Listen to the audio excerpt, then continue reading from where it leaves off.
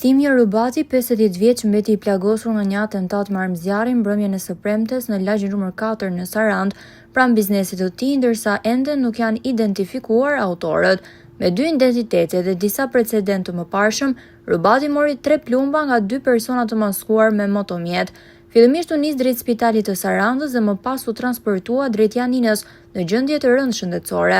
Megjithse policia blindoi hyrjen dhe daljen e qytetit dhe vijoi kërkimet gjatë natës, autorët u larguan pa lënë asnjë gjurmë, pasi qelluan 9 herë me pistolet dhe dyshohet se janë larguar drejt zonës së plazheve për t'u arratisur me skaf.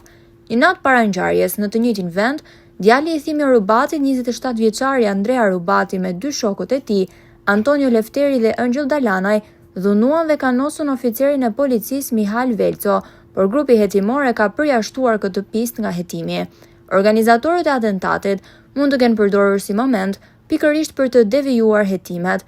Policia nga ana e saj po heton pista të ndryshme, nga larja e hesapeve deri te konflikti I pronësisë, I lidhur kjo me falsifikimin e dokumentave. I plagosur ka disa precedent penal, ndërsa në vitin 2002 ai është arrestuar për trafikimin orenësh, ndërsa në vitin 2012 për rrëmbimin e një 16 vjeçareje. Ai rezulton se ka dalë vitet e fundit nga burgut në Greqi, ku është akuzuar për një ngjarje të rëndë penale. Gjatë kohës që ishte në burg, ai kërkohej në Shqipëri për një dosje ku ishin të përfshirë edhe doganier në një skem të trafikimit dhe kontrabandimit të makinave.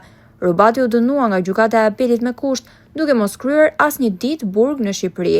Pas daljes nga burgu grek, në janar 2024, ai u procedua sërish në gjendje të lirë nga policia e Sarandës, pasi u dyshua se në bashkëpunim me një shtetas tjetër kishte trafikuar një automjet Toyota dhe I kishte ndryshuar elementët identifikues.